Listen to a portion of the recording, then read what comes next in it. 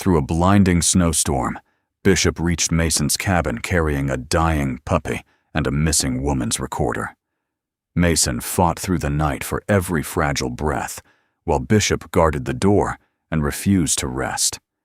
At the clinic, the veterinarian found hope, but Bishop's stare warned that the real rescue had not begun. The trail led to smoke-filled Havenwell, where an elderly woman was pulled from a sealed room just in time. Then, false voices trapped frightened seniors inside, and Mason followed Bishop into the damaged halls to find them. Could one loyal dog help a grieving father choose his living family before years of regret tore them apart forever? Where are you watching from? If this story touches your heart, please like and subscribe to help us reach 1,000 subscribers. The ice storm had erased the edges of Cedar Hollow. Pines bowed beneath glassy weight. Power lines sagged over the county road, and wind drove loose snow across the frozen ground in long, white streams. Every few minutes, a branch cracked somewhere in the darkness, sharp as a rifle shot, then disappeared beneath the steady groan of the forest. Mason Reed stood inside an old ranger cabin at the edge of town, pressing a strip of weather seal around a loose window frame. At 48, Mason was tall, nearly 6'1", with broad shoulders and the hard, practical build of a man accustomed to outdoor labor. His skin was weathered and deeply tanned, his face square and strongly cut, with a firm jaw darkened by thick salt and pepper stubble. Short, dark brown hair, silver at both temples, lifted naturally above deep-set light gray eyes that rarely missed movement. A fitted green camouflage button-up shirt covered his solid frame, its sleeves rolled near the elbows above matching tactical cargo pants. Dark brown military field boots anchored him against the vibrating floorboards. From the outside, Mason looked like a man no storm could unsettle. Inside, he had spent years learning how easily protection could become control. In the SEAL teams, hesitation could cost lives. In civilian life, moving too quickly could cost people their dignity. He heard the scratching beneath the wind. It was not loud. No frantic barking. No human fist pounding for shelter. Just the slow drag of claws against the wooden step, followed by silence. Mason set down the hammer and opened the door. A large German shepherd stood beneath the porch light. The dog was an 8-year-old male, close to 90 pounds, with a broad chest and a powerful but disciplined posture. A thick black sable coat covered the back, head, and heavy tail, while deep bronze fur marked the lower neck, chest, and legs. A dark mask framed intelligent amber eyes. Silver had begun to gather around the muzzle, and a small V-shaped notch marked the outer edge of the right ear. A worn, dark brown leather collar circled the dog's neck beneath a charcoal search harness. Ice clung to the coat, and one front paw touched the ground carefully, but the dog's attention remained clear and controlled. Mason knew the dog. Bishop. 3 weeks earlier, Mason had repaired storm damage on the Havenwell Memory House chapel. Bishop had sat nearby while Mason removed a sharp piece of ice from the dog's paw. Eleanor Hart, Bishop's 79-year-old owner, had watched with pale green eyes behind narrow metal-framed glasses. She was a small, straight-backed woman with chin-length white hair, an engineer's thin hands, and the stubborn patience of someone who trusted machines only after testing every wire herself. Eleanor had thanked Mason without wasting a word. Apparently, she had remembered more than he realized. Bishop held the edge of a thick, cream-colored blanket in his mouth. Something small rested inside it. Mason crouched. "Bring her in." The German shepherd did not move until Mason extended both hands. Then Bishop lowered the blanket onto the threshold with extraordinary care. A German shepherd puppy lay curled inside. She was about 10 weeks old, small and underweight, with warm brown sable fur and a dark stripe running from the crown of the head down the back. A tiny black muzzle rested against the blanket. The right ear had begun to stand, while the left still folded softly at the tip. A pale cream patch showed beneath the chin. Smoke had dulled the coat, and one side was lightly singed, but there were no visible wounds. The puppy's breathing was faint. Bishop tapped his right paw against the wooden step 3 times. A medical alert. Mason lifted the puppy and carried her to the table near the stove. Bishop entered behind him, but remained standing, ears turning toward every sound outside. Mason wrapped the small body in dry towels, placed a portable oxygen unit beside the puppy's muzzle, and warmed her gradually. Too much heat too quickly could be dangerous. He had learned that in field medicine long before he had learned how difficult it was to sit beside helplessness and do nothing but wait. "Easy, little one," he murmured. The puppy's eyelids moved. Her paws were oversized for her thin body, still soft with youth. She did not try to stand. Mason found a small gray fabric strap around the blanket. A name had been stitched into it. Clover. Attached, beneath the strap, was a white device no larger than a paperback book, shaped like a bedside speaker. Part of the casing had been warmed and discolored by smoke. When Mason touched the side, a light appeared. An elderly woman's voice filled the cabin. "Walter, don't sign the papers. That was never what I wanted." The voice was warm but tired, intimate rather than theatrical. It carried the familiar rhythm of a woman who had spent decades speaking to one particular man. The device clicked. The same voice returned, smoother and clearer. "Walter, trust Dr. Merrick. Sign the papers. I'm waiting for you." Mason slowly looked at Bishop. The dog had turned away from the speaker. 2 opposite messages. 1 voice. Mason examined Bishop's collar and found a folded piece of cloth tucked beneath the name tag. It was olive canvas, cut from the cuff of a work glove. Mason recognized the repaired seam immediately. He had left the glove at Havenwell after finishing the chapel roof. Inside the cloth was a note written in Eleanor's narrow, precise hand. "I do not need someone who will believe me immediately. I need someone who does not belong to Havenwell. Bishop knows your scent." Mason read the sentence twice. Eleanor had not trusted chance. She had trained Bishop to find him. For one uncomfortable moment, Mason felt the old reflex return, the desire to take charge, decide who was lying, and move before doubt could slow him. He forced himself to remain still. The SEAL part of him wanted a threat to identify, a direction, a door to breach. But the woman's voice did not sound like a threat. It sounded like grief being used by someone else. Clover shivered beneath the blanket. Mason adjusted the oxygen and placed 2 fingers lightly against the puppy's chest. "Stay with me." Bishop came closer and lowered the gray-silver muzzle beside Clover's head. The puppy's breathing steadied almost imperceptibly.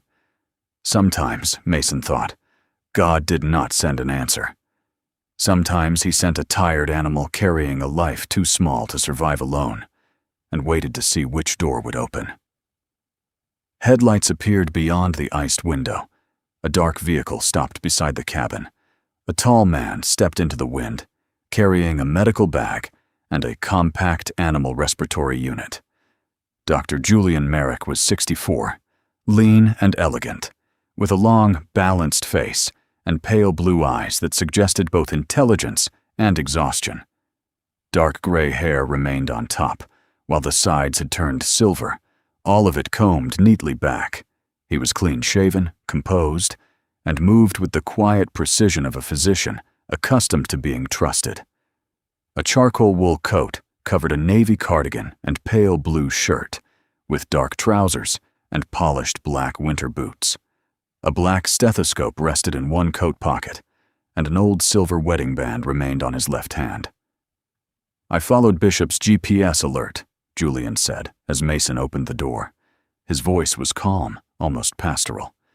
"The caller reports directly to Havenwell when he leaves the property. The explanation was reasonable. Julian noticed Clover and immediately set the medical case beside the table. He did not reach for the white speaker. He checked the puppy first, adjusted the oxygen flow, listened to her breathing, then folded the blanket away from the face. She's cold and exhausted, but the breathing is responding, he said. Slow warmth. Quiet room. No unnecessary movement. His hands were gentle. His concern appeared genuine. That made Mason more cautious, not less. "Where is Eleanor?" Mason asked. Julian's expression changed by only a fraction. "Mrs. Hart has been under strain. A mild, transient ischemic episode several months ago left her frightened about her memory. Recently, she began accusing staff of altering archived recordings." "Did they?" Julian looked at the white device. The program was designed to help grieving residents hear familiar voices again. Memories can be edited for clarity. Noise can be removed. Pauses can be shortened. "That wasn't my question." "No." Julian's tone remained patient. "It wasn't." He offered to take Bishop, Clover, and the device back to Havenwell, where veterinary care and backup power were available. Bishop stepped between Julian and the speaker. The dog did not bare teeth. He simply stood broad and still, amber eyes fixed on the doctor. Julian stopped. "Bishop has always trusted Eleanor," he said, quietly. Even when Eleanor stopped trusting herself. Mason studied him. "You think she sent the dog because she's confused?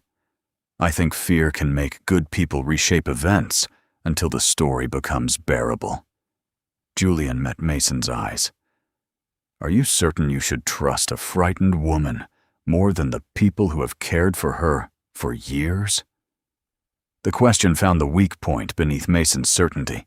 He had seen traumatized people misremember sounds, faces, entire sequences of events.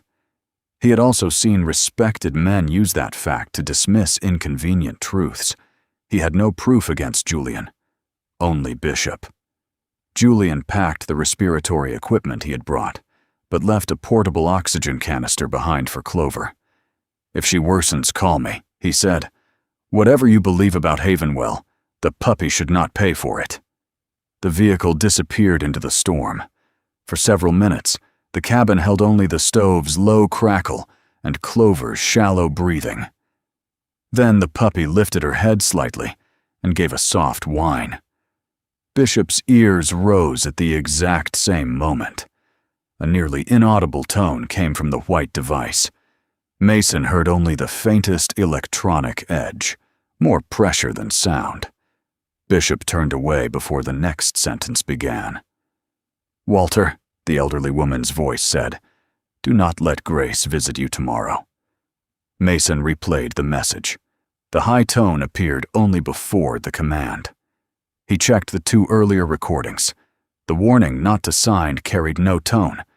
The instruction to trust Dr. Merrick did. The original voice had been used as raw material. Someone had taught the dead woman to say things she had never said. A hidden file opened on the device. Eleanor's voice emerged, strained and interrupted by an alarm in the background. "Dr. Merrick was not the person who locked me in." A cough, a sharp metallic sound. "The person who came after Grace started the fire. It was—" The recording ended. Mason checked the timestamp. The message had been created after the studio alarm had already activated. Eleanor had been alive when the fire began. Bishop walked to the door, took Mason's flashlight gently between his teeth, and looked back toward Havenwell. This time, Mason did not need the dog to ask twice. The veterinary clinic on Cedar Hollow's North Road was one of the few buildings still carrying its own light. A gasoline generator throbbed behind the brick wall, while ice ticked against the windows like thrown gravel. Dr. Lila Monroe, the veterinarian on night duty, was a compact 46-year-old woman with freckled skin, hazel eyes, and copper-brown hair twisted into a loose knot above the collar of a faded navy scrub jacket. Years of treating farm animals and winter emergencies had made her direct without becoming cold. She examined Clover beneath a warming blanket, listened to the puppy's breathing, and watched the small chest rise more steadily beside the portable oxygen unit.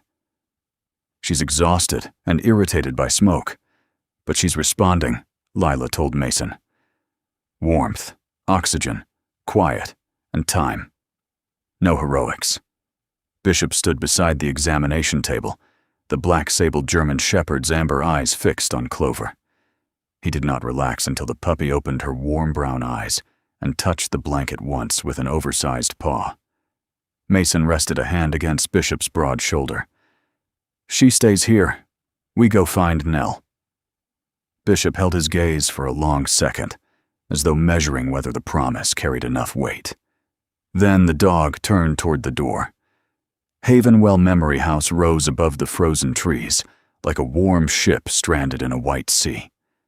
Amber windows glowed in the main residential building, but the small chapel behind it was dark. Smoke drifted from the roofline in thin gray ribbons, nearly invisible against the storm. Sheriff Dana Holt waited beside a patrol vehicle, the emergency lights dimmed out of respect for the sleeping residents. Dana was 60, tall and solidly built, with square shoulders beneath a heavy Navy police coat. Steel gray hair brushed her chin and remained tucked behind both ears. A narrow scar crossed her right eyebrow, drawing attention to blue-gray eyes trained to doubt appearances. Her expression rarely changed, but Mason noticed the tension in her jaw whenever Havenwell's name was spoken. Julian Merrick had once kept Dana's husband alive through a cardiac emergency until an ambulance arrived. Gratitude had not corrupted her, but it had made suspicion feel uncomfortably close to betrayal. Anonymous caller reported the fire, Dana said. No name, blocked number. Staff believed everyone had been evacuated. She looked at Bishop, then at the white recording device in Mason's hand. You're saying Eleanor Hart recorded a message after the alarm began? The timestamp says she did. Time codes can be altered. So can voices. Dana's eyes moved briefly toward the chapel. You're here as a witness and a dog handler. You don't touch anything unless I tell you. Mason accepted the boundary. In another life, he would have entered first and explained later. Tonight, he forced himself to remember that capability did not create authority. The former chapel had been converted into an audio restoration studio, but traces of its first purpose remained. A wooden cross hung above acoustic panels, and narrow stained glass windows colored the soot in muted reds and blues. The fire had been contained before reaching the main building. There were no bodies, no disturbing injuries, only blackened shelving, warped plastic, and the bitter smell of paper and overheated wiring. Dana's deputy photographed the room, while Mason remained near the entrance with Bishop. The electrical outlets were scorched, but intact. The deepest damage formed a dark oval around a low wooden cabinet, filled with handwritten letters, cassette tapes, old telephone answering machines, and greeting cards fitted with tiny speakers. Someone had not started the fire where it would spread fastest. Someone had started it where original human voices were stored. An electrical fire usually climbs from a wall or appliance, Mason said. This began in the cabinet. Dana crouched without touching the floor. Accelerant. Could be. Could also be paper and a controlled ignition. But whoever did it chose the archive. The surviving security camera provided more questions than answers. The footage showed Grace Quinn entering the studio less than an hour before the alarm. She was a 55-year-old woman of sturdy build, with shoulder-length auburn brown hair threaded heavily with silver and a tired, expressive face. A navy-quilted coat covered a cream cable-knit sweater, dark jeans, and low brown boots. She moved with the agitated purpose of someone who had spent too long imagining a confrontation. Grace left 24 minutes later, one hand pressed to her mouth, eyes wet and frightened. 17 minutes after that, Naomi Creed entered through the staff passage. The recording ended 4 seconds later. Not because the camera failed. Someone had deleted everything after Naomi's arrival. Dana straightened. Grace is missing. We find her first." Bishop did not follow when Dana moved toward the exit. The German shepherd crossed the room, lowered his silvering muzzle near a narrow section of wall, and listened. The wall separated the studio from a fire-resistant storage compartment. A fallen metal shelving unit blocked the electronic door. Bishop scratched once, then pressed the right side of his face against the panel. His ears shifted toward a sound no human in the room could hear. Then he tapped his right paw 3 times. The small motion changed the entire scene. Dana called for silence. Even the deputy stopped moving. Mason placed his palm near the door seam and felt the faintest breath of warmer air pushing outward, then vanishing. There was no voice, but something inside struck softly against metal. Once. A pause. Then again. Dana reached for her radio. "Possible survivor in the archive vault. Send the rescue crew around back. We need stabilization equipment before we move that shelving."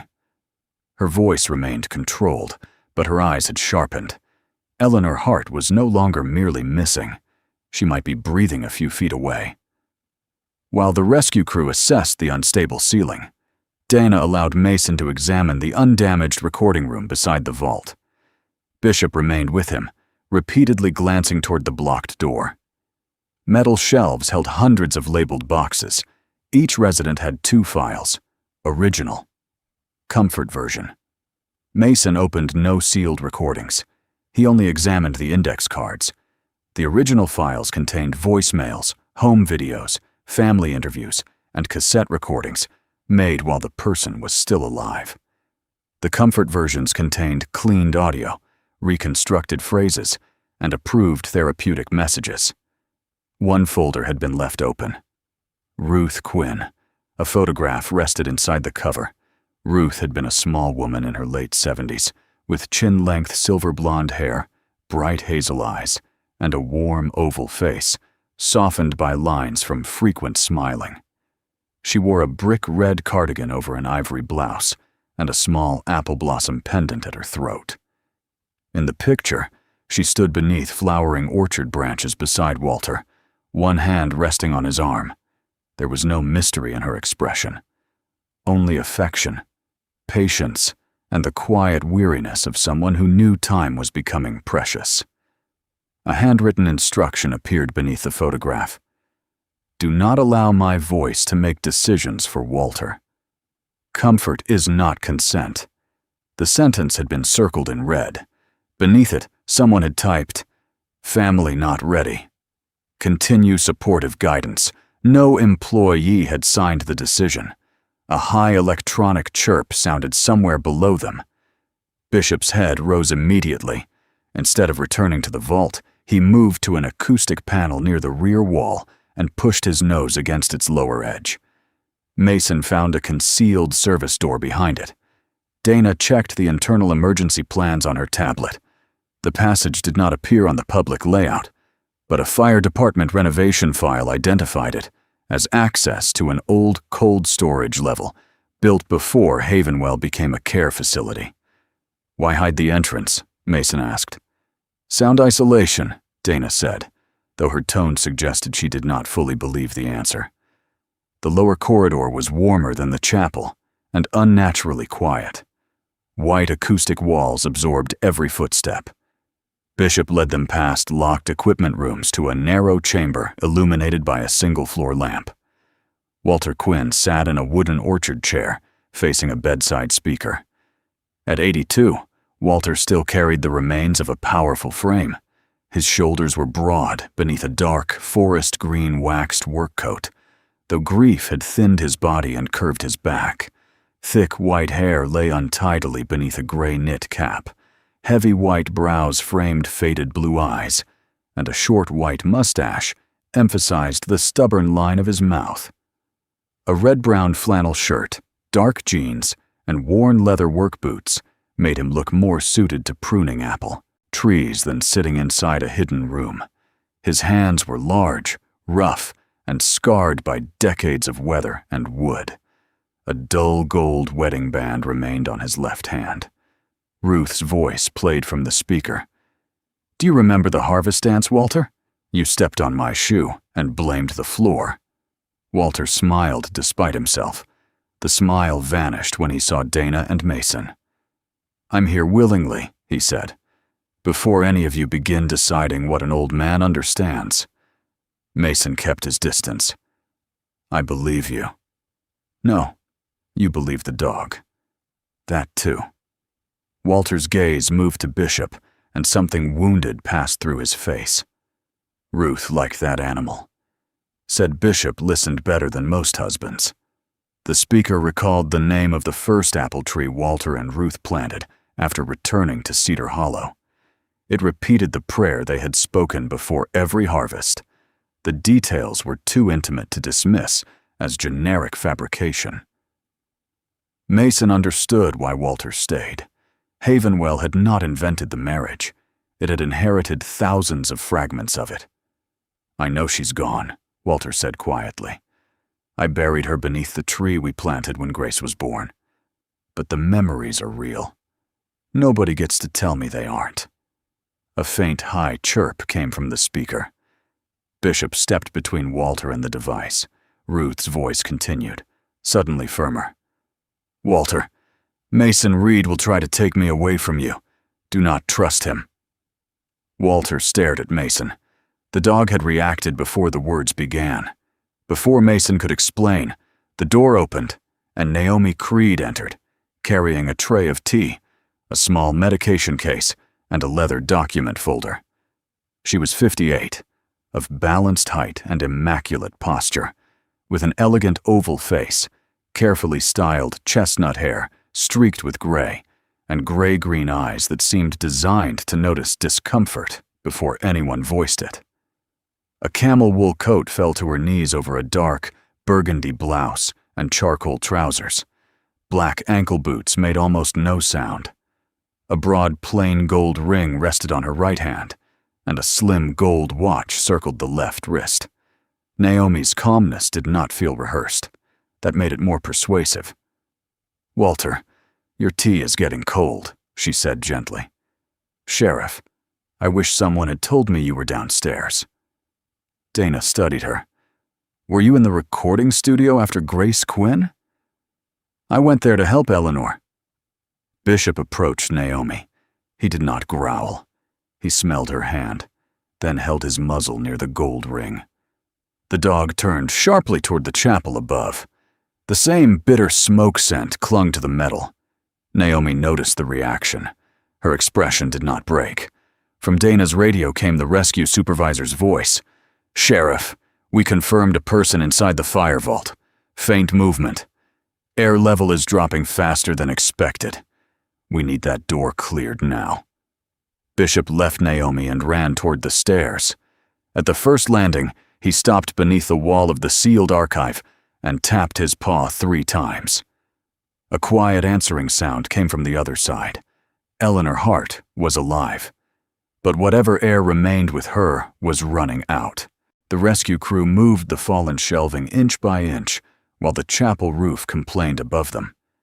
Bishop stood several feet from the sealed archive, the large German shepherd's body rigid beneath the charcoal harness, amber eyes fixed on the narrow seam around the door.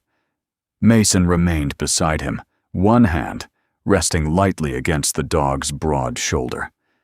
Eleanor's answering taps had grown weaker. When the final section of metal was lifted away, the crew forced the electronic lock and pulled the door open. Cold air rushed into the cramped storage chamber. Eleanor Hart lay beside a low cabinet, wrapped in her dark, teal-quilted coat and burgundy scarf.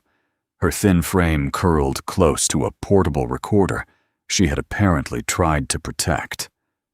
Her chin-length white hair had come loose across her face, and her narrow metal glasses rested crookedly against one cheek.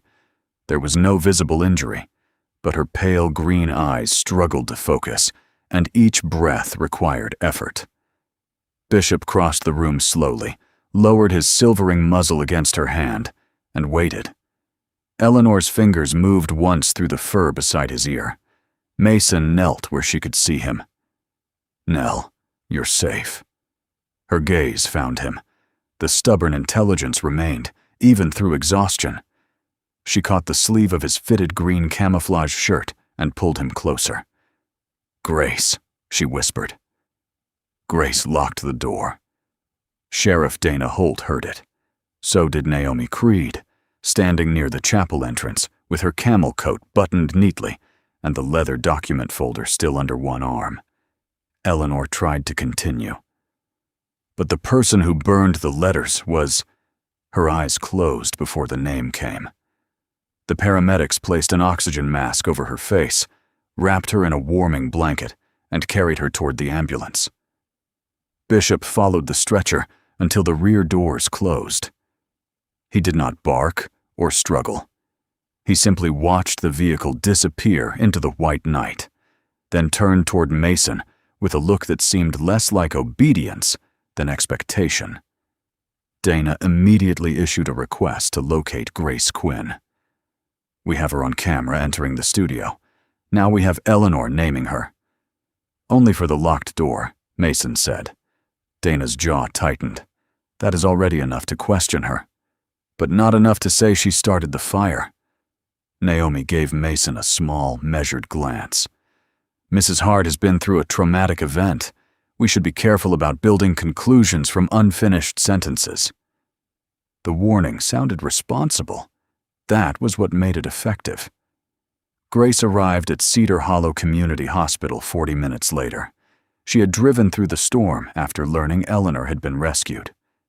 At 55, Grace was a sturdy, practical-looking woman with an oval face softened by worry and hazel eyes shadowed from weeks of poor sleep. Shoulder-length auburn brown hair, heavily threaded with silver, had escaped from behind her ears. She wore a navy quilted coat over a cream cable-knit sweater, dark straight-leg jeans, low brown boots, and gray wool gloves.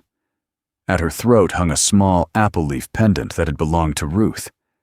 Grace carried herself like someone accustomed to solving problems before anyone could stop her, but fear had made that instinct reckless. Dana questioned her in a private family room, while Mason waited near the door with Bishop. Naomi and Julian Merrick remained inside because Grace's accusation involved Havenwell's treatment program. Walter refused to leave the lower-level listening room, so a staff member brought him upstairs in a wheelchair, despite his angry insistence that he could walk. Grace did not deny entering the studio. "I went for my mother's original recordings," she said. "The real ones, not the things Havenwell made afterward." Julian leaned forward, pale blue eyes tired but controlled. "You could have requested access. I did, 3 times. Walter owns the recordings. My mother's voice was telling him I wanted his land." Walter's broad, weathered face hardened. Beneath his forest green waxed work coat, grief had made his once powerful frame look narrower. "You do want the orchard. I want you to stop signing papers while a machine tells you I'm your enemy." Grace explained that Eleanor had agreed to meet her privately. When Grace demanded Ruth's full archive, Eleanor refused. Walter was still legally competent, Eleanor said, and Grace had no right to remove anything without his consent. The argument grew sharper.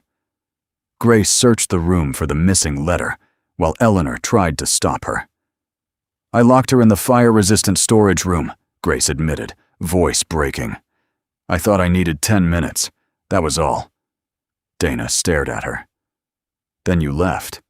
The alarm sounded. The emergency doors were supposed to release automatically.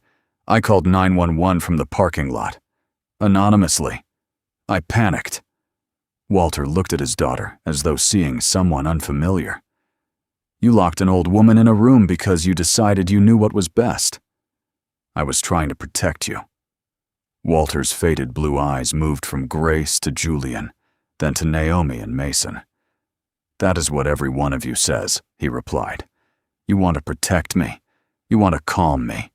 You want to save my orchard, my health, my memories. And every time, one more choice disappears from my hands." The room fell silent. Bishop walked past Grace and stopped beside Walter. The German shepherd did not block the door or touch the speaker placed on a nearby table. He simply sat near Walter's chair, close enough to offer warmth, but far enough to leave the man free. Mason felt the meaning of that quiet action more sharply than any accusation. Bishop could guard without controlling. He could remain without demanding obedience. Mason wondered why humans found the same thing so difficult. Naomi opened the leather folder. Inside was not a deed, but a letter of intent, signed by Walter and Ruth 6 months before Ruth's death. The document allowed Havenwell to use part of Quinn Orchard for outdoor therapy, community meals, and senior gardening programs. It did not transfer ownership. A second document required Walter's confirmation within 90 days of Ruth's passing. He could approve it, revise it, or cancel it entirely. The deadline was approaching. Grace pointed to a separate agreement. That one gives Havenwell full management authority. Naomi remained composed. Only if Walter signs it. And Ruth's voice has been telling him to sign. Walter turned toward Grace. Your mother believed in Havenwell. She believed in giving people a garden, not giving Naomi the power to decide who could enter it. The bedside speaker activated on the table. A faint, high-frequency tone made Bishop's ears rise. Ruth's reconstructed voice followed. Walter, Grace is frightened. Fear makes children selfish. Do not let her take the orchard away from the people who need it. Walter closed his eyes.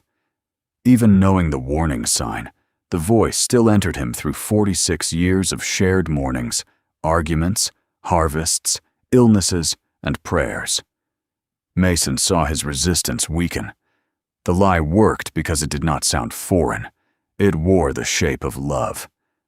Bishop stood and placed his body between Walter and the speaker. Walter opened his eyes. Move him. Mason did not call the dog away. Bishop heard the signal before the sentence, Mason said.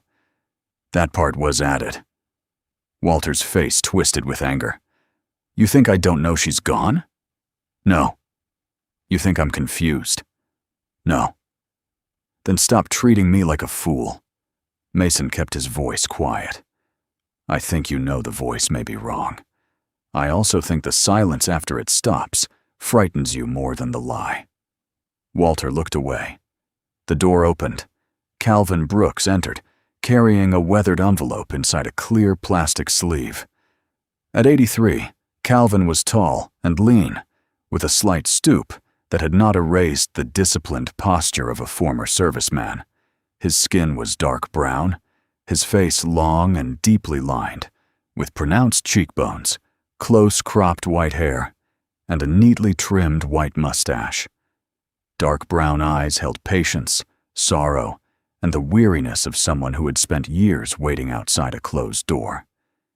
He wore a faded olive field jacket over a light blue chambray shirt, charcoal trousers, dark brown boots, and an old olive military cap. A black fabric watch circled his wrist.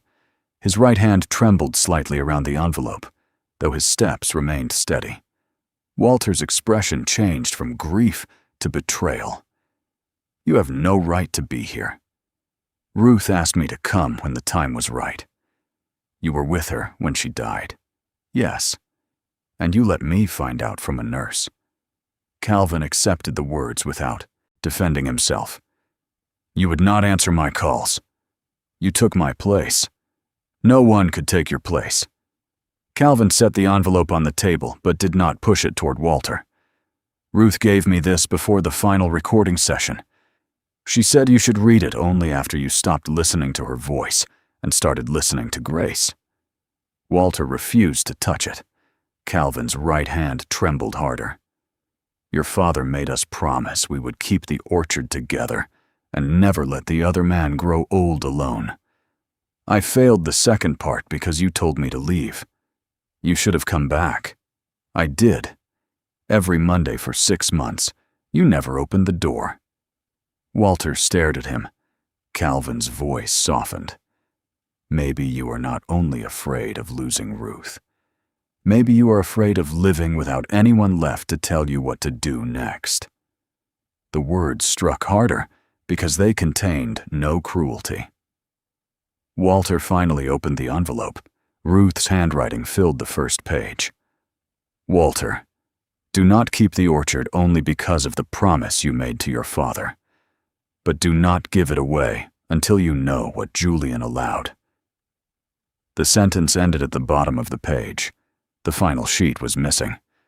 Julian's face lost a degree of color. "I never saw that letter." Before anyone could respond, the white device Mason carried vibrated. A secure hospital call had been routed through Eleanor's emergency contact system. A nurse held the phone near Eleanor because she was still too weak to manage it herself. Eleanor's voice was little more than breath. Julian did not burn the studio.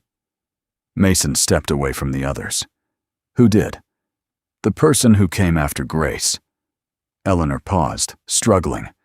The person is still standing. The connection failed. Mason turned slowly. Naomi stood beside Walter's chair, one hand resting on the leather folder. Her elegant face remained calm.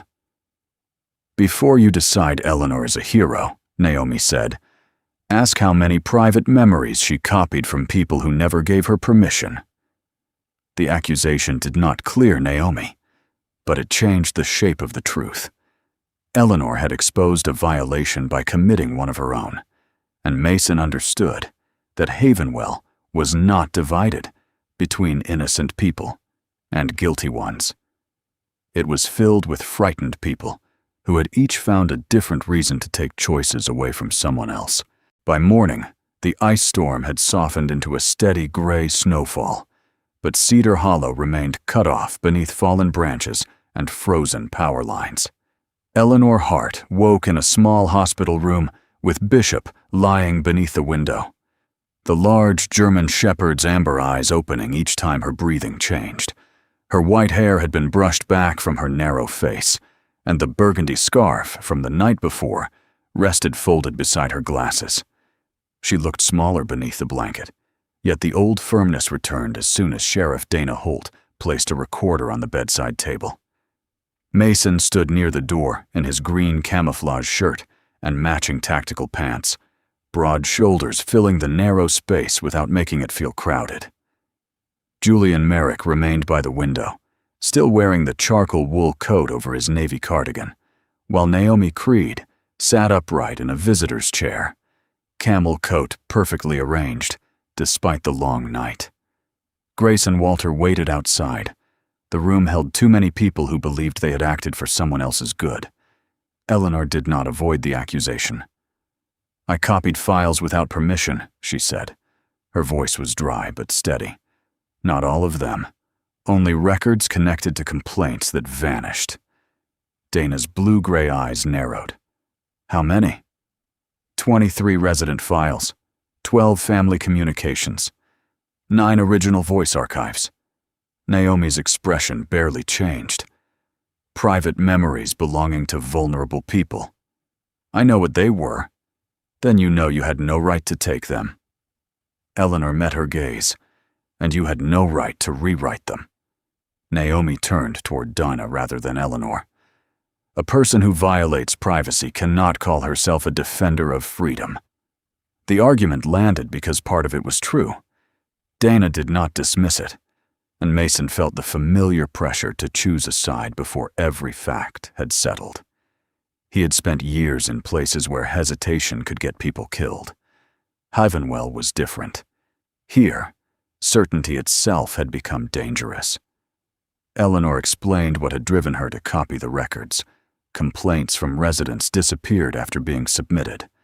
Men and women who questioned financial documents were suddenly scheduled for new competency evaluations.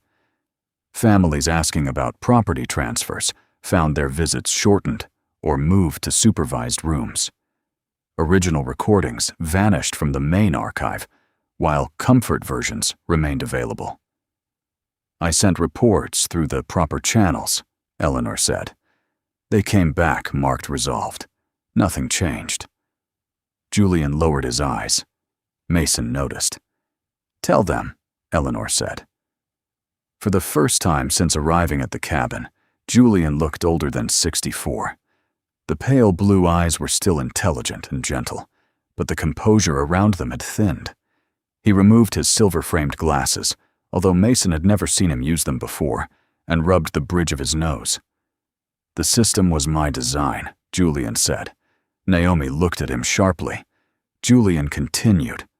Not the financial language, not the isolation instructions, but the foundation was mine. He called it the guidance layer. Havenwell had begun with preserved voicemails and home recordings.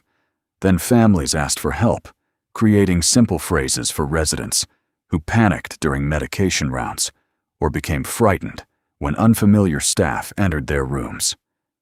Julian permitted the program to assemble new sentences using the voice patterns of deceased loved ones. "Drink your medicine, sweetheart. The nurse is coming to help. You are safe. Open the door for the doctor," he described the first resident who responded to it, a widower with advanced memory loss who struck anyone approaching after sunset. Staff had played the reconstructed voice of his late wife, asking him to let the nurse inside. The man had lowered his hands and begun to cry. No one was hurt. Julian had gone home that night, convinced he had found an act of mercy. "But mercy without permission becomes something else," Eleanor said. Julian did not argue. A faint tone came from Naomi's phone. Bishop's head rose immediately. The dog stood and moved between Naomi and Eleanor's bed, not growling, merely blocking the direct line between them. Naomi silenced the phone and placed it face down on her knee. Mason watched her. "What alert was that?" "A Havenwell system notification." "The same tone used before altered messages?" "Similar frequencies are used in many devices."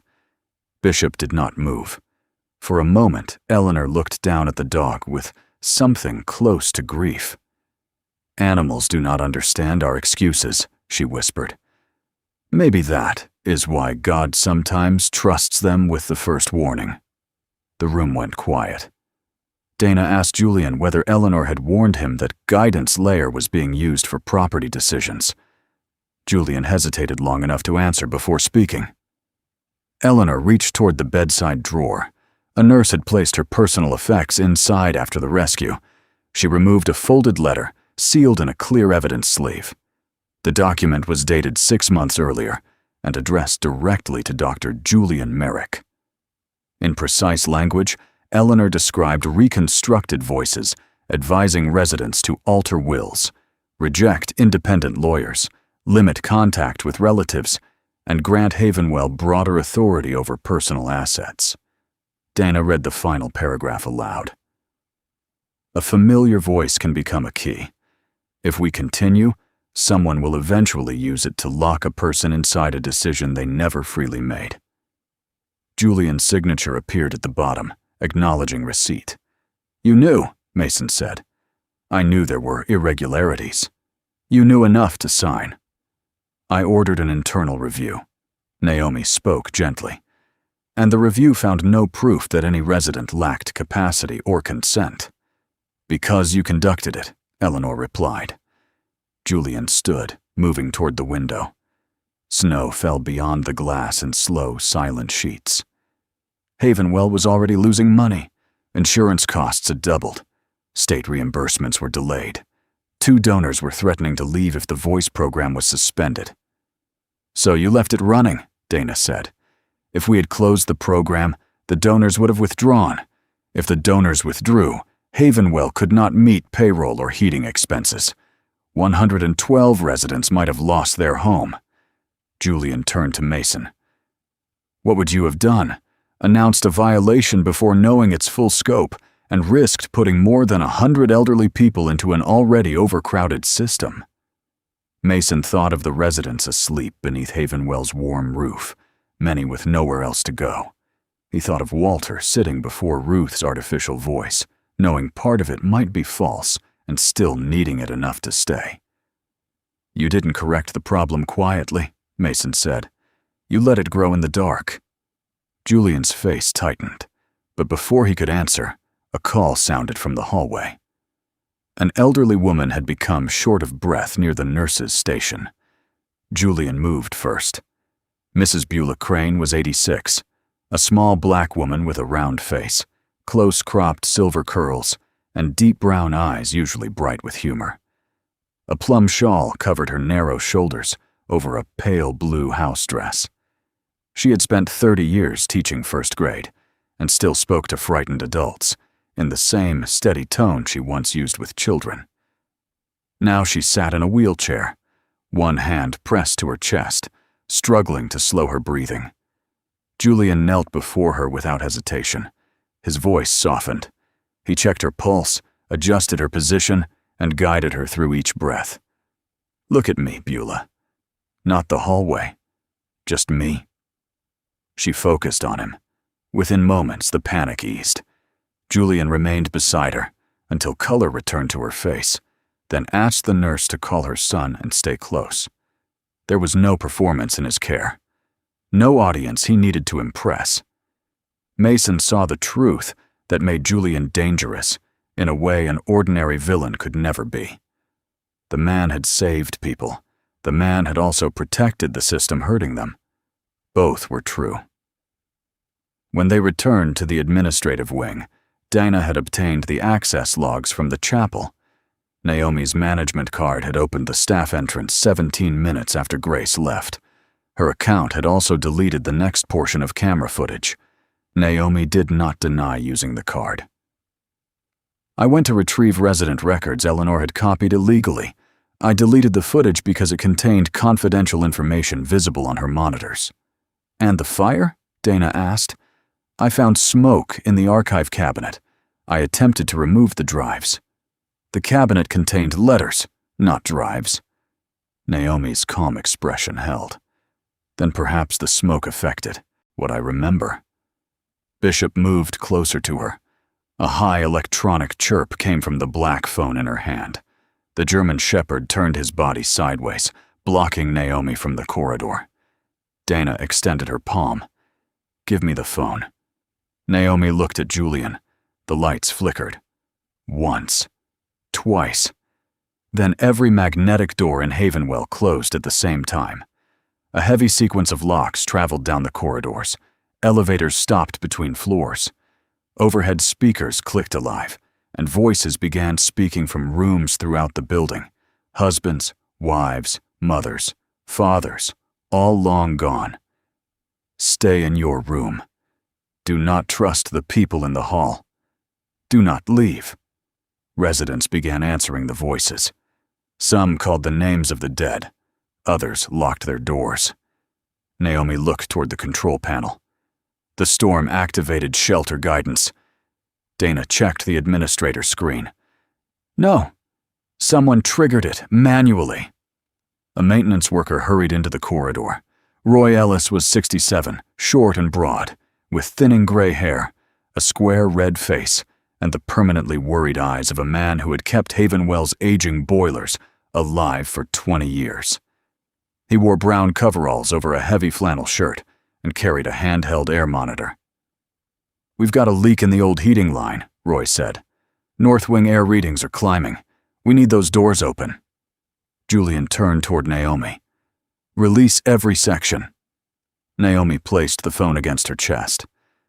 "Sign a statement that the lockdown was a technical failure," she said. "Let me secure the resident data first, and I will open the wings one at a time." Julian stared at her. "People may be in danger."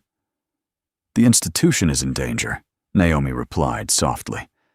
"The institution that keeps them warm, feeds them, and gives them somewhere to wake up tomorrow." "What happens if I refuse?" Naomi's gray-green eyes remained almost kind. "Then every person you have saved will learn that you were the man who created the lock." The first warning came from Roy Ellis's handheld air monitor. The maintenance man stood beneath the north wing heating duct, his broad body squeezed into brown coveralls, watching the numbers rise while the building filled with voices belonging to people who had been dead for years. "The old heat exchanger cracked when the backup system kicked in," Roy said through his radio. "The air is turning unsafe. We need the north wing cleared now." Yet the magnetic doors remained sealed. Beyond them, Havenwell's residents sat in dim rooms, listening to reconstructed husbands, wives, mothers, and fathers tell them not to move. Some residents understood that the voices came from speakers. Others no longer remembered why the people they loved could not walk through the door. The cruelest part was that the messages sounded gentle. "Stay where you are, sweetheart. The people in the hallway will frighten you. Wait for me." A command spoken harshly might have been resisted. A command spoken with love became a lock no key could easily open. Sheriff Dana Holt positioned staff members at each sealed section and contacted the county fire department. Fallen trees and heavy ice had blocked the main road, leaving the nearest crew at least 20 minutes away. Dana kept Mason beside Bishop, using the former SEAL only as a rescue volunteer and dog handler. Mason accepted the limitation, though every instinct in him wanted to force the control room door, remove Naomi Creed from the console, and take command. He knew how to end a physical threat. This threat wore familiar voices and legal consent forms. Naomi stood at Havenwell's central control station, her camel wool coat still immaculate, the black administrator phone resting in one hand. The system logs were mirrored across 2 protected servers. She could not simply erase them without creating a permanent record of unauthorized deletion. Julian's administrator signature would allow her to classify the lockdown as a storm malfunction, place the logs under internal review, and delay outside access long enough for her to remove the altered message history. "Sign the report," Naomi told Julian. "Then I can restore each wing without exposing private resident data to every agency that enters this building." "Open the doors first," Dana ordered. Naomi's gray-green eyes remained composed. And when frightened residents wander into an unsafe corridor, when families sue Havenwell because confidential recordings were released, you will still need someone to manage what happens after tonight. "You are using human beings as leverage," Mason said. "I am protecting the only home many of them have." The answer came so calmly that Mason understood how Naomi had persuaded herself. She did not believe she was threatening the residents. She believed the residents belonged to Havenwell's care, and that gave her the right to choose what risks they were allowed to take. Julian stood beside the main console, his long face pale beneath the white emergency lights. On the monitor, camera feeds showed residents refusing nurses, turning wheelchairs away from exits, or placing chairs beneath door handles. Julian had designed shelter guidance for tornadoes, violent intruders, and confused residents who might wander during an emergency. He had imagined a trusted voice calming frightened people until help arrived. He had never imagined that same voice telling them to remain in danger. Naomi touched the phone screen. A woman's voice filled the control room. "Julian, don't destroy the thing that kept you alive." Julian's shoulders stiffened. The voice belonged to his late wife. In the framed photograph on his desk, she had been a slender woman in her early 60s, with soft silver blonde hair, warm brown eyes, and a coral cardigan she wore on quiet Sunday mornings. Cancer had taken her slowly. Julian had not been present when she spoke her final words because he had been down the hall arguing with a specialist about one more treatment. "If you turn me off," the voice continued, "everything you sacrificed will mean nothing." Julian knew the sentence was artificial. His face reacted as though his wife stood behind him. Mason moved toward the console. With one hand, he could pull Julian aside. With another, he could strike the emergency cutoff. The old part of Mason, the part trained to act before fear spread, told him there was no time for permission. Then he remembered Walter's accusation. "Everyone says they are protecting me just before another choice disappears from my hands." Mason stopped. "I can force you to do the right thing," he told Julian. "I can remove you from that console and press the switch myself." Julian did not look away from the speaker. "But then I become another man, deciding what you are allowed to choose." Naomi's voice sharpened. "This is not the time for philosophy." "No," Mason said. "This is the exact time." He pointed toward the cameras. "You have to decide whether you are saving a memory or saving the people who are still breathing." A warning light flashed on the North Wing feed. An elderly woman in a wheelchair was trying to push another resident's chair toward the door. Her thin arms trembled with the effort, but she did not abandon her friend. Bishop crossed the control room. The 8-year-old German shepherd ignored the dead woman's voice coming from the speaker. He stopped in front of Julian, lifted his right paw, and tapped the floor 3 times. Julian looked down. Bishop's amber eyes were not fixed on the monitor or the phone. The dog was watching Julian's face, breathing, and posture. A medical warning. For one suspended moment, the room contained 2 versions of love. One came from a machine, perfect and persuasive, asking Julian to preserve the past. The other came from a living animal, silent and imperfect, asking him to remain in the present. Julian placed his hand over the emergency cutoff. Naomi stepped forward. "Think about what happens when they learn the truth." Julian pressed the switch. His wife's voice vanished halfway through the sentence. "Julian, if you turn me off, you will have to live with—" Silence spread through Havenwell. Not peaceful silence. Shocked silence. The kind that follows when someone finally stops hearing the voice that has governed every fear. Julian remained at the console, his fingers resting on the dead controls, his eyes closed. Mason could see the effort it took for him not to turn the system back on. The magnetic doors did not immediately release because Naomi had activated a secondary administrator lock. Roy began opening sections manually from the maintenance panel. Dana assigned staff to each corridor. Chaplain Amos Bell reached the old mechanical public address microphone stored behind the chapel office. Amos was 72, slender and slightly stooped, with a long, gentle face, silver hair combed back, and a carefully trimmed short white beard.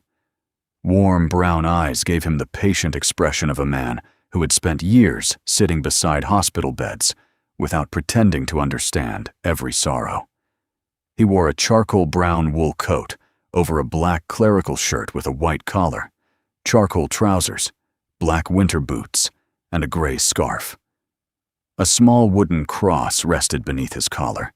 His wife had been gone 9 years, and he still kept one of her old voicemails. He listened to it only on their anniversary because he feared memory could become a room he might never leave. Amos switched on the backup microphone. "The voices you heard were made from memories," he said throughout the building. "The people you loved are not asking you to remain in danger. Please open your doors.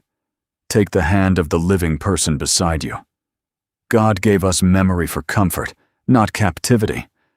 We will walk out together." A door opened, then another. Beulah Crane emerged from the first section, pushing her roommate's wheelchair despite her own recent breathing episode. Staff members moved from room to room, reassuring residents with real voices and familiar faces. Bishop guided nurses toward quieter rooms, where frightened residents had stopped answering. Walter Quinn remained below in the listening chamber. The speaker in front of him had gone dark, but he sat facing it as though Ruth might return if he waited long enough. Grace stood near the doorway, her apple leaf pendant trembling against the cream sweater. "Dad, we have to leave. You locked Eleanor in a room." "I know. You came for the letter because you thought I could not be trusted." "I was afraid." Walter gave a bitter laugh. "Naomi was afraid. Julian was afraid. Mason was afraid. Fear has become everyone's permission." Grace had no answer. Calvin Brooks entered and lowered himself into the chair beside Walter. The elderly former serviceman did not reach for his friend or switch off the lifeless speaker. He simply sat beneath the weak emergency light, olive field jacket damp with melted snow. "Ruth is not coming back, Walter," Calvin said. Walter's eyes remained on the speaker. But I came back. Walter turned slowly. Why were you with her when she died? Calvin's right hand trembled against his knee. Because she called me after you left the hospital. Walter surged to his feet. You waited until I was gone? No. She waited until you were gone. The words wounded him more deeply. Calvin continued before Walter could turn away. Not because she wanted me in your place. She called because there was something she could not say while you were still in the room. What? A heavy impact shook the north wing. Dust fell from the ceiling. Roy's voice broke through Dana's radio. Partial ceiling failure near the old service corridor. Main passage is blocked. The evacuation count began immediately. 1 staff member, 2 residents, 3 visitors. Grace was missing. Walter looked toward the open doorway. The anger drained from his face, replaced by a fear no recorded voice could soothe. Near the South Wing safe area, Dr. Lila Monroe had transferred Clover from the failing veterinary clinic generator earlier that morning. The German Shepherd puppy rested inside a portable oxygen crate, wrapped in the same cream blanket Bishop had carried through the storm. Clover had slept through the alarms, but now the small head lifted. The puppy turned toward a narrow ventilation grill.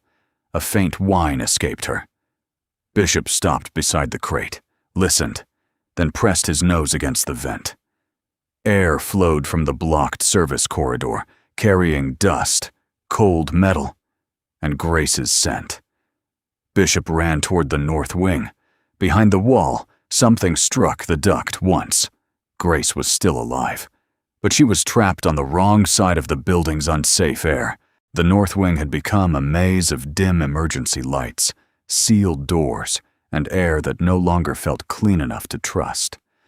Mason tightened the filter mask over his face and checked the rescue line clipped to his belt.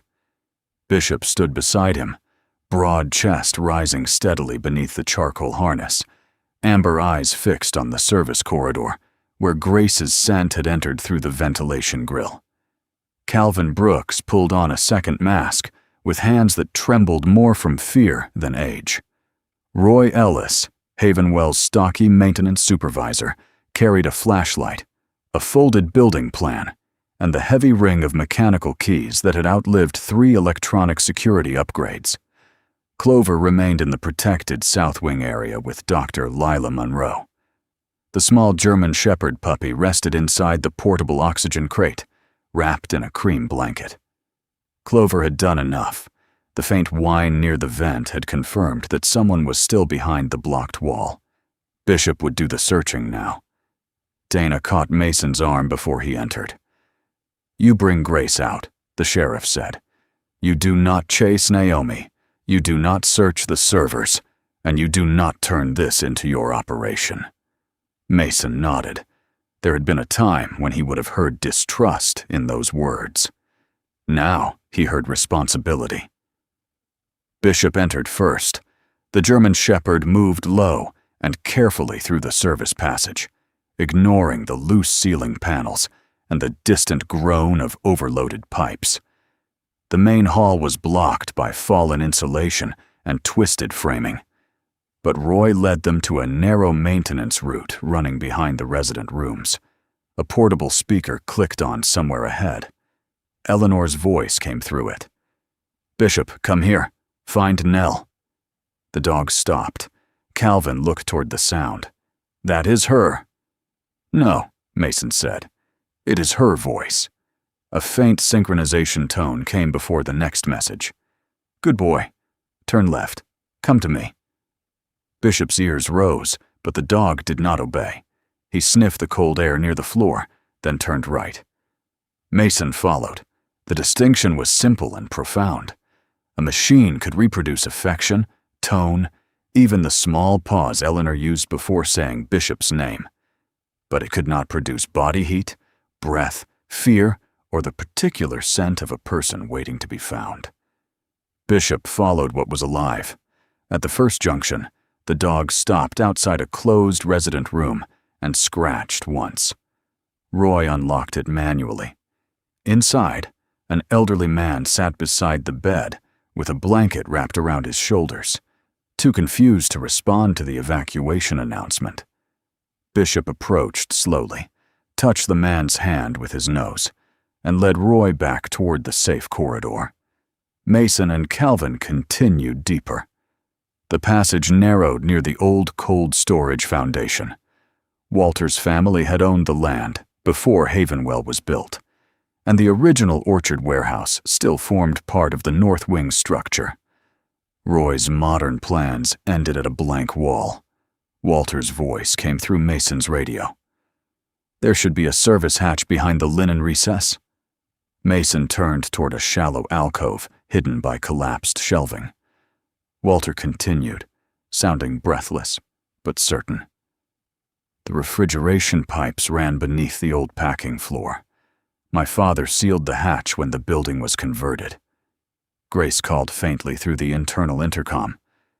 "Dad?" Walter went silent. The word carried more power than any reconstructed message Ruth had spoken. "Grace," Walter said at last, "can you hear me? I'm behind a metal wall. I found the letter, but the ceiling came down." Walter closed his eyes somewhere beyond the radio connection. Mason could hear the effort in the old man's breathing. "Stay with us," he said. "Use your own voice." Grace gave a weak laugh. "Whose else would I use?" Walter looked toward the dark speaker in the listening room. Ruth's voice had guided him for months, comforted him, warned him, and turned his daughter into a stranger. Now the device was silent while Grace waited for him to decide whether she was still worth trusting. Walter stood. Calvin had left the chair beside him empty when he joined Mason. Walter stepped away from Ruth's speaker and walked into the corridor with a nurse supporting one elbow. It was the first decision he had made, without asking the dead for permission. Roy found the edge of the old hatch behind the linen recess. Rust had sealed the lower hinge. Mason wedged a metal bar into the gap, while Calvin held the flashlight. Bishop suddenly backed away. The dog stared upward. A soft cracking sound moved through the wall. "Everyone clear," Mason said. A section of insulation dropped where Calvin had been standing seconds earlier. Bishop had read the movement before any human saw it. Calvin looked at the dog. "You keep saving old men from their own stubbornness." Bishop sneezed dust from his muzzle and returned to the hatch. Mason opened a narrow gap, too small for a person but wide enough for Bishop. He clipped a lightweight rescue line to the harness. "Find Grace." Bishop crawled through. The line moved across Mason's gloves, paused, then continued. From the other side came the scrape of claws over concrete. A few seconds later, Bishop barked once. Grace answered. "I see him." The bark had changed the corridor. She was no longer an unseen voice behind a wall. She was with someone living. Bishop brought the rescue line to her. Grace secured it around a support post, while Mason and Roy widened the opening. Calvin spoke through the gap, keeping her focused. "You still have the letter?" "Yes." "Then hold on to it." "You care more about that letter than me?" "No," Calvin said. "I am reminding you that you went back for a reason.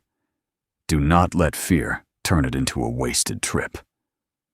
They pulled away the final panel. Grace appeared on the other side, clothes covered in pale dust, auburn brown hair loose around her face, but conscious and able to move. Mason guided her through the opening. Walter reached the corridor just as she emerged. For a moment, father and daughter only looked at one another. Grace expected anger. Walter opened his arms. She stepped into them. "I should never have locked Eleanor in that room," Grace said against his shoulder. "No," Walter replied. "You should not have." He did not say it was forgiven. He did not let her go. That was the beginning. Dana's voice sounded over the radio. "Mason, Naomi is in the server room. We have the records." They returned to the administrative wing after the final north wing rooms were cleared. Naomi stood beside Dana near a metal server cabinet. On the table lay printed transfer agreements, internal competency reviews, the shelter guidance controller, and a drive containing alteration logs. The documents showed a pattern. Residents who resisted property transfers were described as unstable. Families who challenged Havenwell were labeled disruptive. Comfort messages were altered to reinforce the same conclusion. Naomi did not deny it. "I have watched children leave their mothers here and return only when a house was ready to be sold," she said. Her elegant face had lost none of its control, but the certainty behind it had begun to crack.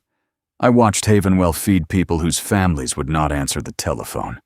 Then those same families demanded every dollar." Dana asked, "Why did you not let the residents decide?" Naomi looked at the contracts. "Because people recognize the wrong choice when there is no time left to correct it." A warning came from the adjacent equipment room. 2 residents had entered during the lockdown and become trapped when the secondary door failed. Naomi moved before anyone told her to. She used the administrator key, helped Roy lift the manual release, and guided both residents into the corridor. One was Beulah Crane, still wrapped in her plum shawl. The other was a thin 89-year-old man named Harold Wynne, with wispy white hair, large round glasses, and the quiet temperament of a retired bookkeeper who apologized even while being rescued. Naomi stayed with them until staff arrived. Then she handed Dana the key. The act did not erase what she had done. It only proved that wrongdoing and compassion could exist inside the same person. Julian joined them and placed his administrator credentials, encryption keys, and private access codes on Dana's desk. "I received Eleanor's warning," he said. "I told myself I needed more proof. What I really needed was more time with the lie." He glanced at the wedding ring on his hand. "I thought I was keeping people from falling into the emptiness." Mason looked toward the silent speakers. "You built a more beautiful room around the emptiness." Julian nodded, as if accepting a diagnosis he had avoided too long. The white device Bishop had carried to Mason's cabin still contained a protected portion of Eleanor's archive. Dana connected it to an isolated terminal. The final files required 3 answers. Walter supplied the date he and Calvin returned from military service. Grace remembered the name of the first tree Ruth planted after her birth, Morning Promise. The last question asked for Walter's words on the night Ruth entered the hospital. He struggled. Calvin looked at him. "You said you would come back after you fed the dog." Walter closed his eyes.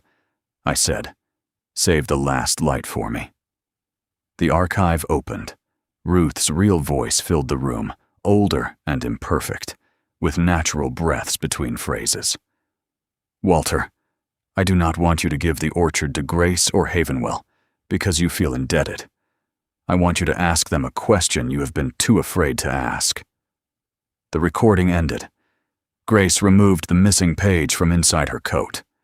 She had returned to the north wing because Eleanor had hidden it inside Ruth's original file. Walter unfolded it. "Ask Grace and Calvin whether they still want to." His voice failed. Grace took his hand. The final sentence was not about land, money, or ownership. Ruth had left Walter a question about whether the 3 people she loved were still willing to become a family again. Walter read the final page of Ruth's letter twice before his voice returned. The emergency lights had been replaced by daylight, pale and clean through Havenwell's windows, but the building still carried the hush of a place that had nearly lost more than power. Grace stood beside her father, with dust still caught in her auburn-brown hair. Calvin remained across from them, tall and slightly stooped, in the faded olive field jacket he had worn through the storm. Bishop rested near Eleanor's chair, the large German shepherd alert even in stillness, while Mason stood far enough away to make clear that the next decision did not belong to him. Walter unfolded the page completely.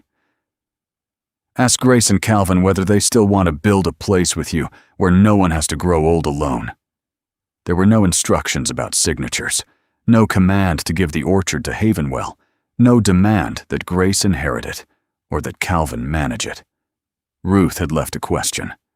For months, Walter had listened to a reconstructed version of his wife tell him what to fear, whom to avoid, and where to place his name.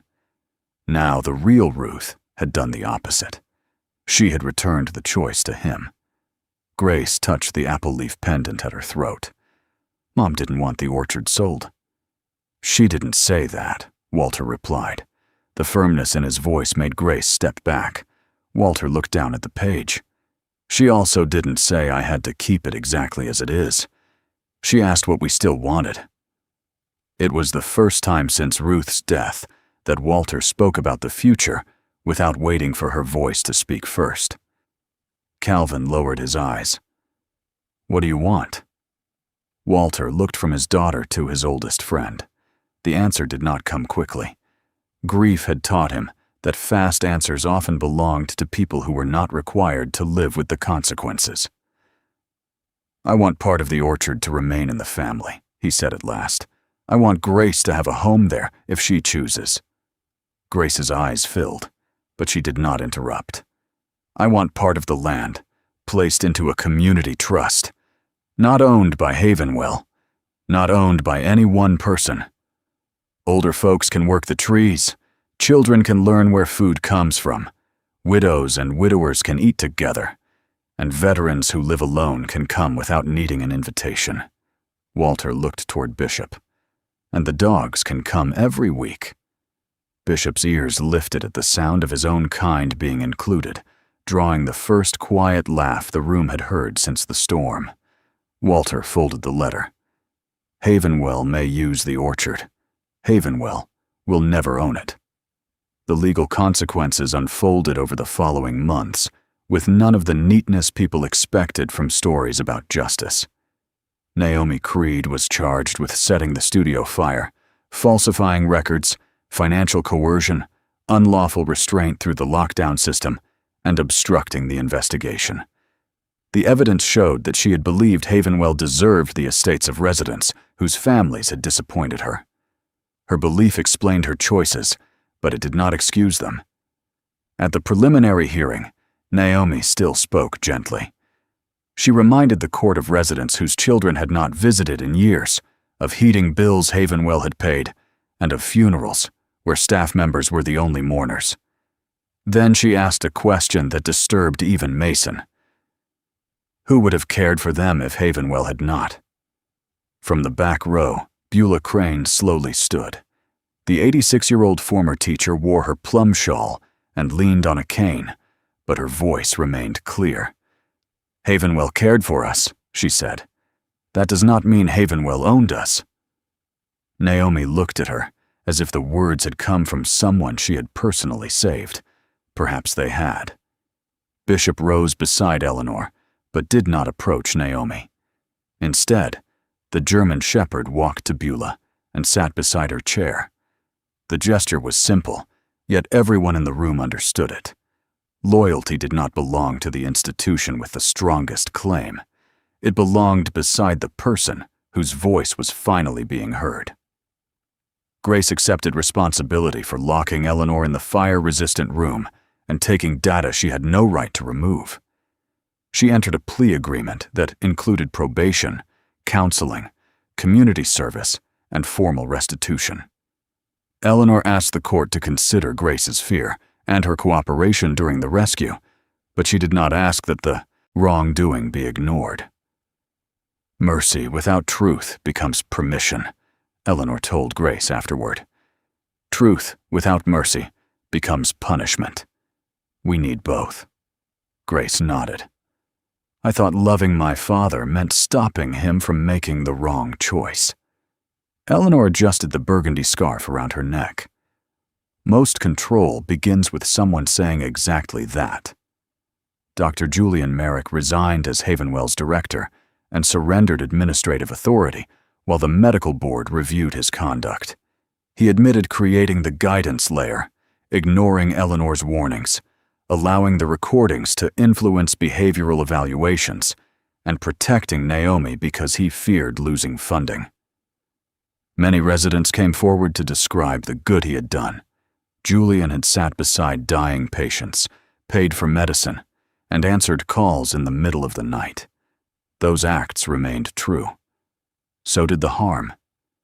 Julian eventually spoke before the new governing board, without asking for forgiveness.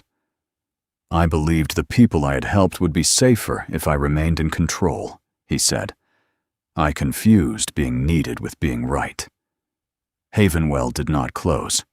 Shutting its doors would have punished the residents for the failures of those in charge.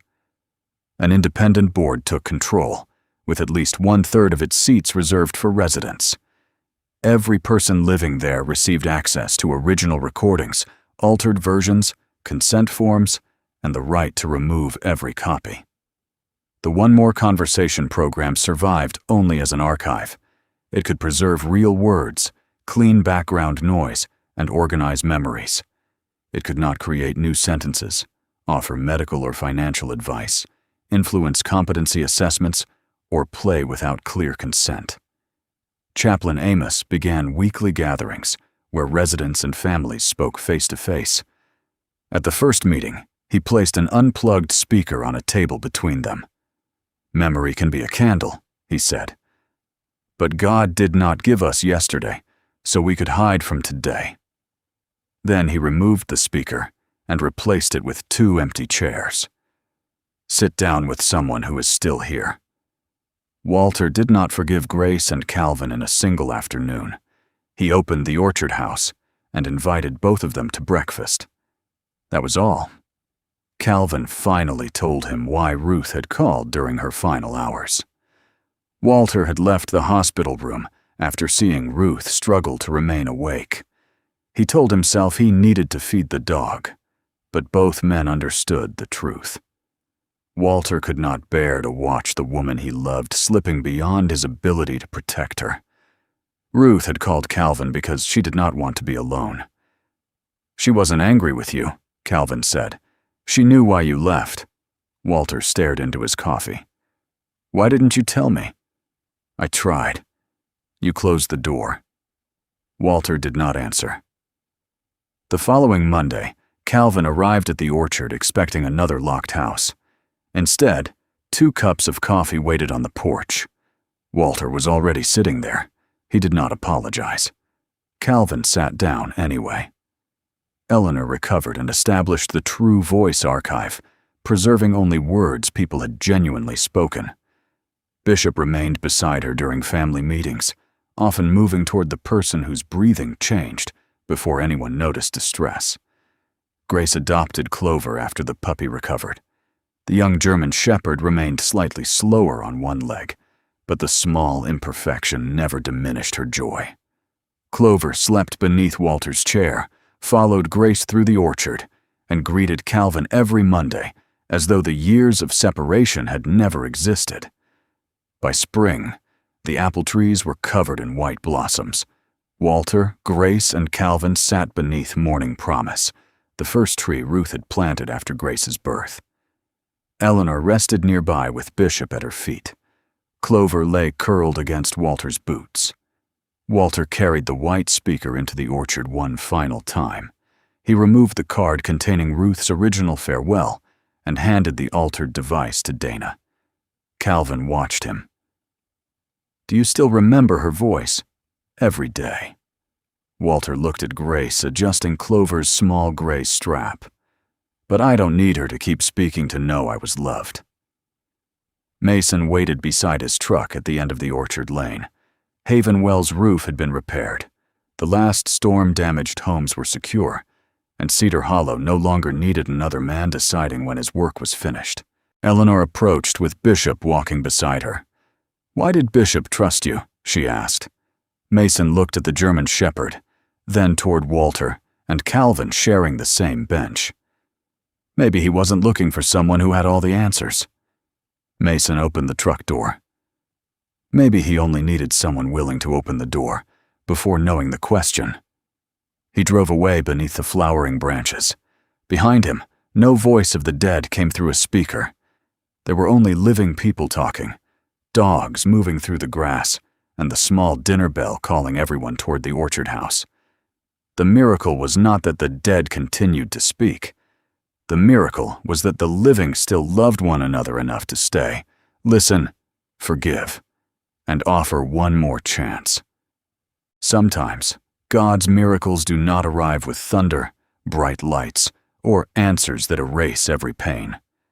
Sometimes, a miracle is a faithful dog standing at the right door. Sometimes, it is an old friend who returns after years of silence, a daughter who chooses to listen instead of control, or a grieving heart that finally finds the courage to live without holding on to a comforting lie. In our daily lives, we may not face the same storm as Mason, Walter, or Bishop, but many of us know what it feels like to miss someone, to carry regret, or to wonder whether a broken relationship can ever be restored. This story reminds us that God can still work through loyalty, truth, forgiveness, and the simple decision to remain beside someone who feels forgotten. A second chance does not erase yesterday. It gives us the opportunity to do something better today. Please share this story with someone who may need hope, and tell us in the comments where you are watching from and what this message meant to you.